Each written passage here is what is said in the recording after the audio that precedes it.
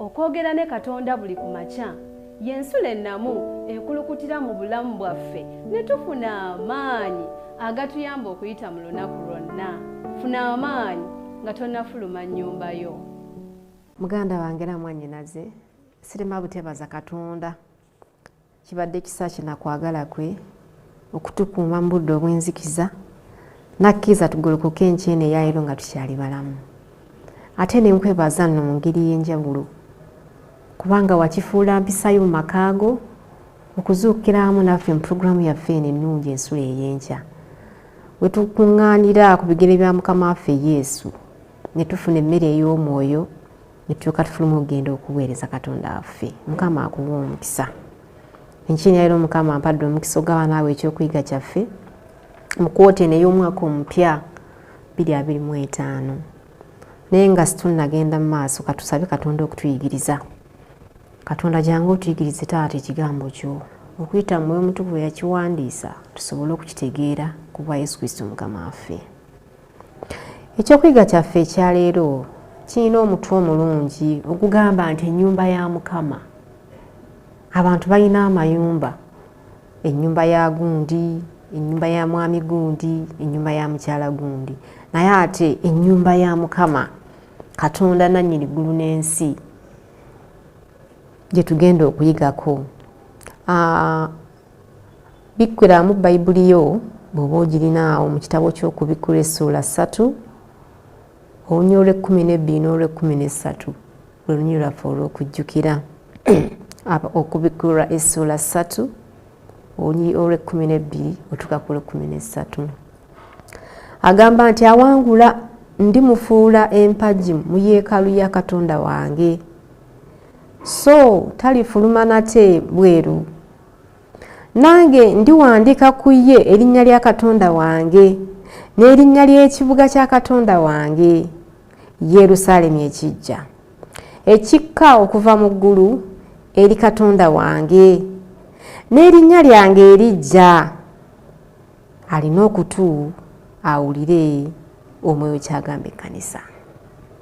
Ebigambo bino byankoze bulungi nga ndaba omwogezi ayina essira lyassa ku kigambo awangula. Awangula ndi mukolera kyonna kino. Ensonga ekuli mu kifo kino egamba ku kuwangula. Bulijjo omuntu bw'awangula ayina kyasuubira. Nga bwe tunalaba mu maaso awo nti obuwanguzi bujja n'omuwendo.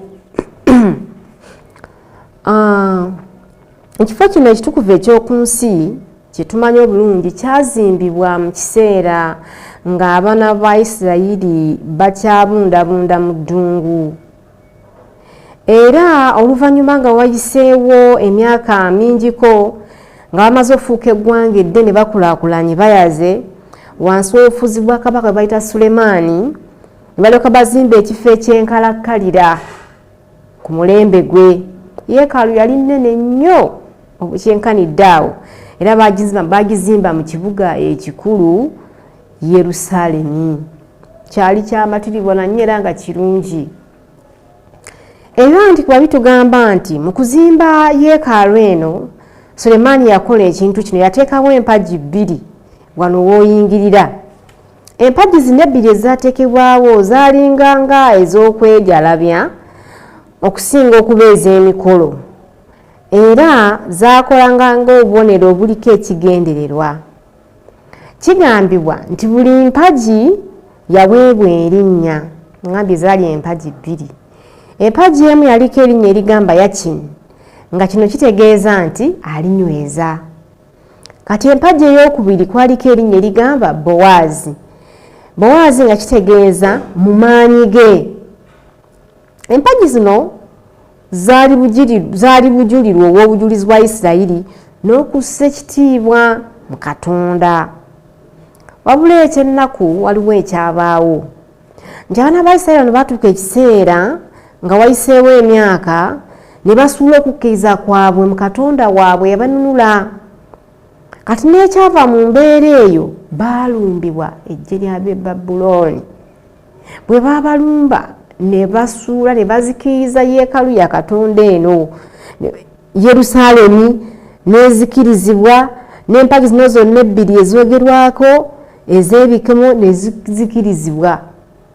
Bw'osoma ekitabo kyaffe ekya Ssekabaka ekyokubiri essula eya 25 olunyiriro 13 ojja kulaba obuzibu obwo. Baanyaga ebintu bingi nnyo ebyali mu yeekaalu eno.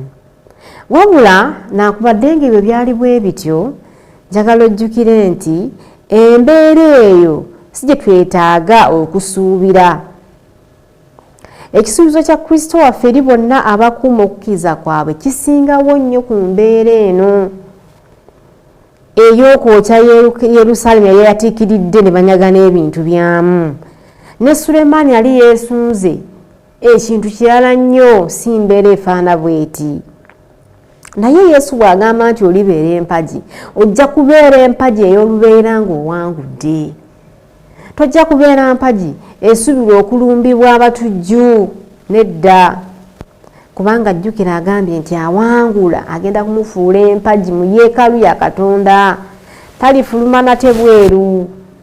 Agenda kuwandiika erinnya lya Katonda we, amuseeko erinnya lya Katonda we n'erinnya ly'ekibuga kya Katonda, Yerusaalemi ekijja, so si kiri ekyalumbibwa. Bino ebisuubizo nga nabyagadde nga bizzaamu amaanyi. Kye tukola kiriko empeera. Era agambye ogenda kubeera mutuuze mu nsi ya Katonda emirembe n'emirembe. Togenda kutaataaganyizibwa ate nguze wano ate bangobyewo ate mbadde wano ate landlord aŋŋambye nveewo. Naye kino kya lubeerera na lubeerera, kubanga Katonda agenda kubanga amaze okutuwangulira entalo zaffe zonna zonna. Mukama waffe yeebazibwe.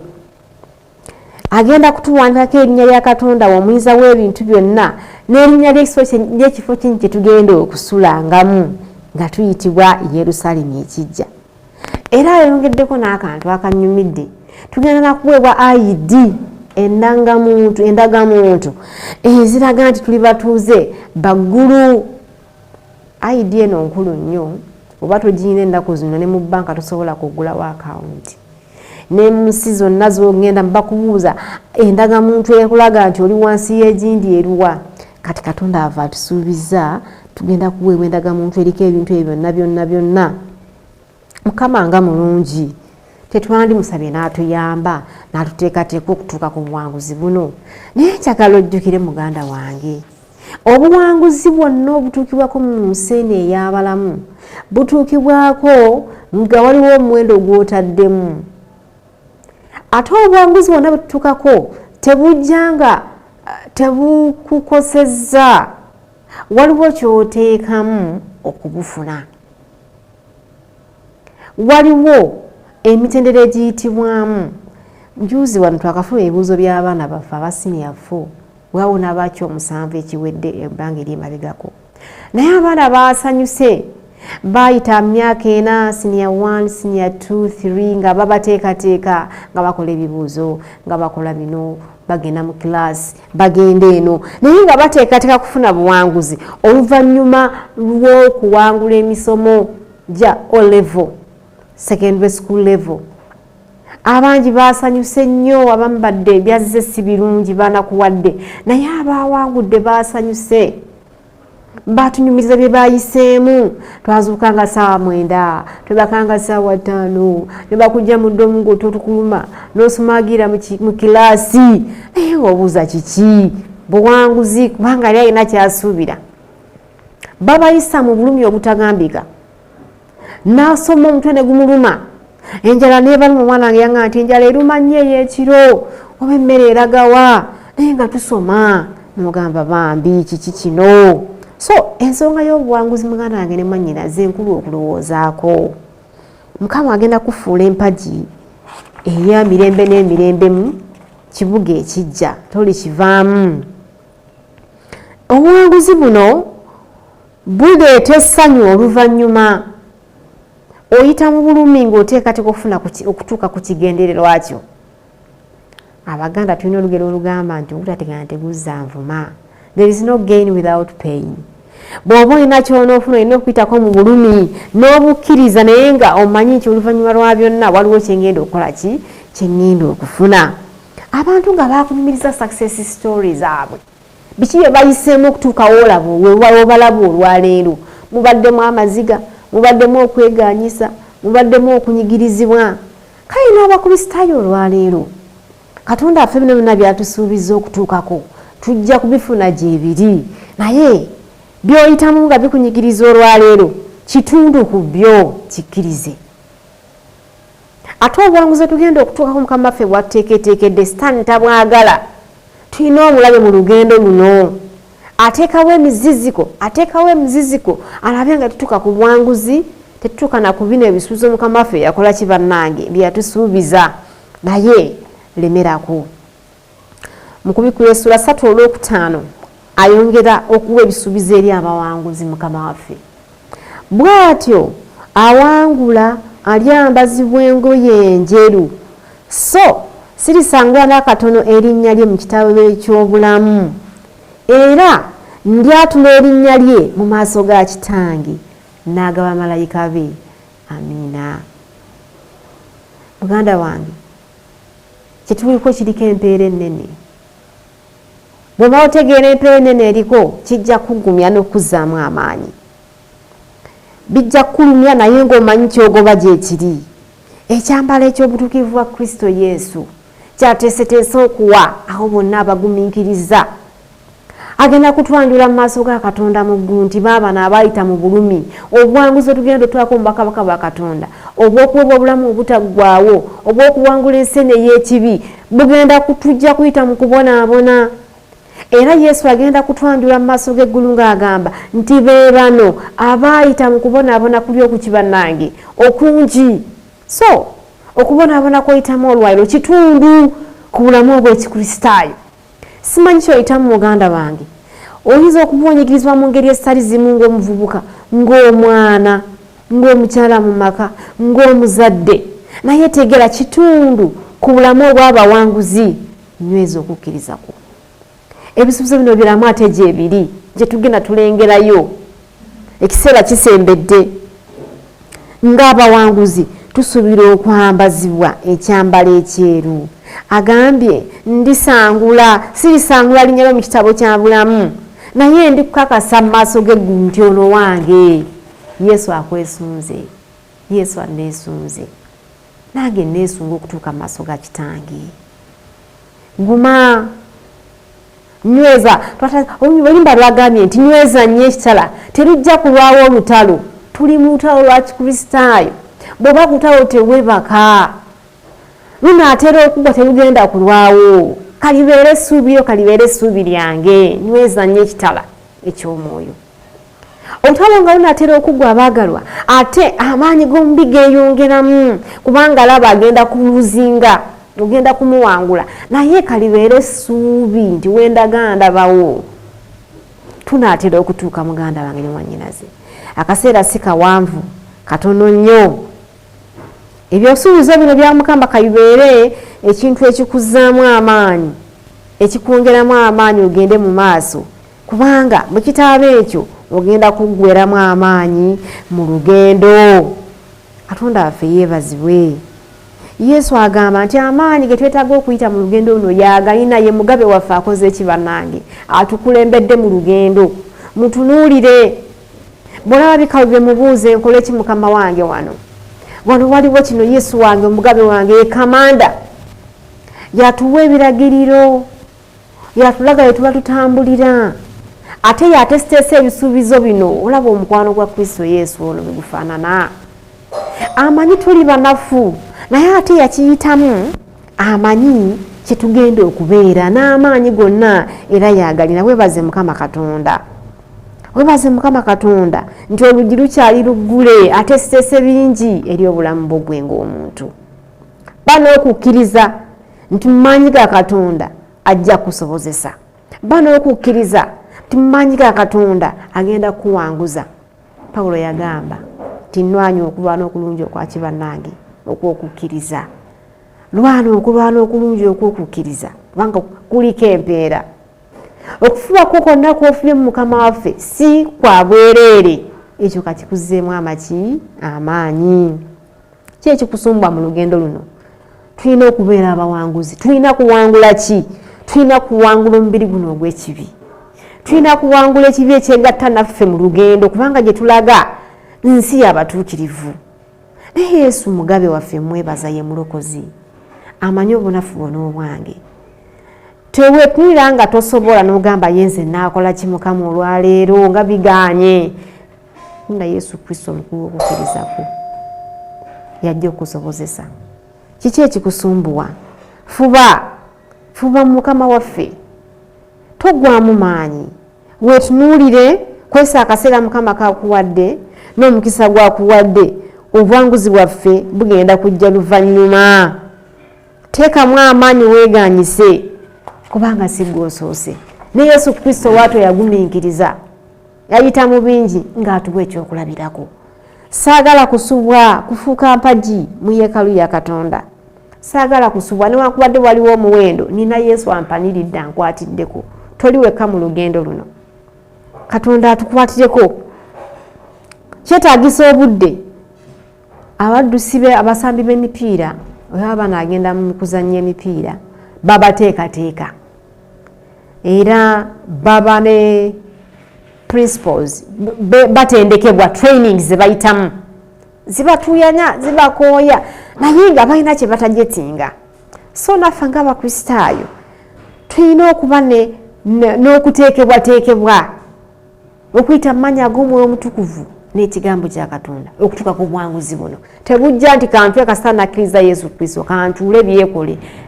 Kola ekitundu kyo wamu n'amaanyi ag'Omwoyo Omutukuvu, tugenda kutuuka ku buwanguzi. Yesu kituufu asobola otuwanguzisa era tusobola. Lwaki tusobola okuwangula? Kubanga yafa. Okufa kwa Kristo Yesu kwateekawo ekkubo, kwaggulawo entandikwa y'obuwanguzi waffe ku musalaba. Enteekateeka y'obulokozi yonna yaggweera omwo. Buli kikemo kyonna ekikujjira, njagala okutegeeza, tosobola kukiwangula mu maanyi gugwe wekka. Yesu Kristo yakitukolera, yakemebwa nga bwenkemebwa n'awangula. So obuwanguzi bwange n'obubwo tebuli mu maanyi ga mmere, tebuli mu maanyi ga taata oba musumba oba mudiikoni. Obuwanguzi bwaffe mu lugendo luno buli mu Kristo Yesu, ate yatusuubizza bino. Nze nasanyuse nnyo nga ndaba Yesu kyakola. Ali naffe mu lutalo, ali naffe mu lugendo, yalina amaanyi ge twetaaga, yalina ebisuubizo byatuteereddewo, ate yatukutteko. Kwegamba nga bw'olaba abasomesa nga basomesa abaana baabwe, nabo babeera nga bacandidates, babanga nabo bagenda okukola ekibuuzo. Era omwana bwagwe omusomesa awulira bubi n'agamba nedda Samuel nga si kyembadde nsuubira. Era omwana bw'akola obulungi naye n'asanyuka ng'eyakoze ebiki bannange ebibuuzo. Ye Yesu, ye Katonda waffe n'omwonoonyi. Muganda wange olaba omukwano Katonda gw'alina eri omuntu. Yes, Sitaani yalowooza nti awangudde, naye Mukama yakka n'ajja gye tuli mu Kristo Yesu, era yagamba ndi wamu nammwe emirembe emeka? Emirembe gyonna. So jjukira nti olina Yesu Kristo ali naawe. Ki ekikusumbuwa? Ki ekikwetedde okulowooza nti tosobole? Ojja kusobola. Tuula wansi omugambe, Mukama mpa okukkiriza okw'obuwanguzi. Katonda amaanyi ge yeetaaga okutuwa weegali tegakendeera, geeyongera na bweyongezi bulijjo. Ffe tuggwamu amaanyi. Naye njagala okukakasa beera n'okukkiriza okusobola okugumiikiriza nga tekuvaawo. Katulwane nga walaba Yakobo. Yakobo yameggana ne malayika ng'alina kyamwagalako. Ekiro kyonna struggle mutaddemu kyenkanawa. Abantu abamu bagamba ebya Yesu bizibu, ebya Katonda bizibu, ffe twabivaako. Nedda, awangula waliwo empeera. Waliwo empeera. Kandi emikisa gya Katonda egyo nga Yakobo yakalina omukisa malayika agumuwe, teyamunta mpaka ng'akoze ekibannange, mpaka ng'agufunye. Olina obadde otuuse ng'ebya Katonda olabanga ebitaasoboke. Bana okukkiriza okulamu. Togwamu maanyi, bana okukkiriza okulamu muganda wange. Ekimu ku kisinga otusumbwa mu lugendo luno olw'Obukristaayo bye bintu eby'ensi bye tuyitamu. oluusi twesanga bitututte nnyo mitawana gya bino osobeddwa kino bino biganye bizinesi ziganye nowulira nga bikusobere nogaa tunaamalako. Yes, eyatuyita mwesigwa n'okukola ajja kukola. Beera nnyo mu kusaba nga Mukama waffe Yesu Kristo. Leka ebintawana gy'ensi eno gireme kukulemesa kukolagana Katonda wo. Yesu yali musajja musabi. Nayita mu nsi y'okutegana naawe saba nnyo tokkirizanga bintu bino okulemesa kusaba Katonda wo. Bw'oba n'ekibi ky'omanyi kyenenye kyatule, Mukama ajja kukkiriza. Kitundu ku bwanguzi bwe tusuubira. Tolinda balala, obwanguzi bubwo buli ku makya n'olweggulo. Olina okufuna obuwanguzi. Bw'oba mu famire ne banno musabe mweteke emikono gya Mukama Katonda. Every day, Pawulo agamba tufe ku kibi buli luki bannange, buli lunaku fa ku kibi. Fa ku kibi wabeewo okukyuka mu bulamu bwaffe buli luki bannange, funa obudde obusaba Katonda akukwatireko, kubanga kyekimu ku byokulwanyisa Yesu Kristo bye yakola kibannange bye yatulekera. Yesu Mukama waffe atwala nga tuli ba muwendo nnyo mu maaso ge. Tuli ba muwendo nnyo, kyavaawo obubaka buno obwakubikkulirwa. Tolina kijja kusobozesa mwonoonyi munnaye kubanga ekibi kyatukuba wala nnyo. Tuli mu lutalo olutannaba kuggwa olw'omwoyo. Ekibi mu Kristo Yesu kisoboka okuwangulwa. Bwe bwanguzi bwakugamba, so lemerako. Yesu Kristo teyeebaka. Amaaso ge n'ebirowoozo bye biri ku ggwe nange.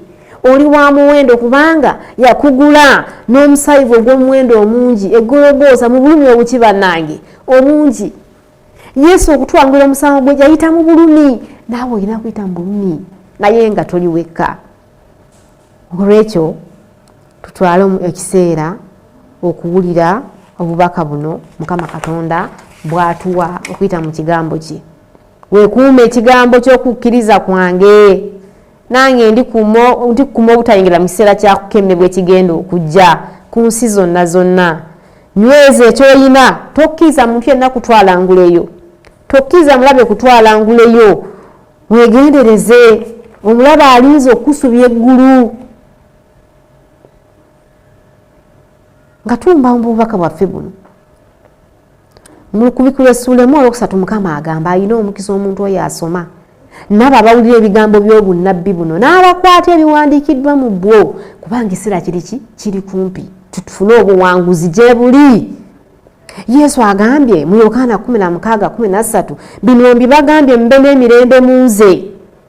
Mu nsi mulina ennaku, naye njagala mugumeze empangudde kibannange ensi. Amiina. Eyawangula ensi agambye tugenda kugiwangula. Newankubadde omuyaga mungi nnyo tugenda kuyitawo. Tutunule nnyo, tusabe, tuleme okuyingira mu bikemo. Omukemi waali naye Yesu yamutuwangulira. Kiki ekigenda okuwanguza? Kiri mu Yokaana ebbaluwa esooka essula 5:4.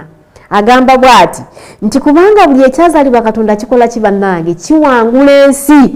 Era kuno kwe kuwangula okwawangula ensi kwe kukkiriza ku Yesu Kristo. Kuza okukkiriza ko ng'oyiga ekigambo kya Katonda kyekigenda okuwanguza muganda ne mwannyinaze. Okukkiriza ku Yesu kugenda kuwanguza. Kkiriza wegayire Katonda owummule. Bamalayika ba Mukama eva we bali okutuyamba okulaba nga batusobozesa. Era muganda wange njagala ogende mu kukola emirimu gy'olwaleero ng'omanyi nti olina Katonda omugabe akufaako. Katusabe Katonda afaanyize okukkiriza kwaffe tuwangule. Katonda affe weebale nnyo olwa Kristo Yesu. Twesunga otuuka mu nsi ensuubize. Yolwa okubanga oli Katonda affe yakiyitamu. Tunyweze, tuwanguzise, tuwome omutukuvu n'ekigambo kyo kisimbe muffe. Sobole okwesunga okutuuka mu nsi eyo emirembe n'emirembe kuba Yesu Kristo Mukama waffe. Amiina. Mukama akumpeera omukisa. Okwogera ne Katonda buli ku makya y'ensula ennamu ekulukutira mu bulamu bwaffe ne tufuna amaanyi agatuyamba okuyita mu lunaku lwonna. Funa amaanyi nga tonnafuluma nnyumba yo.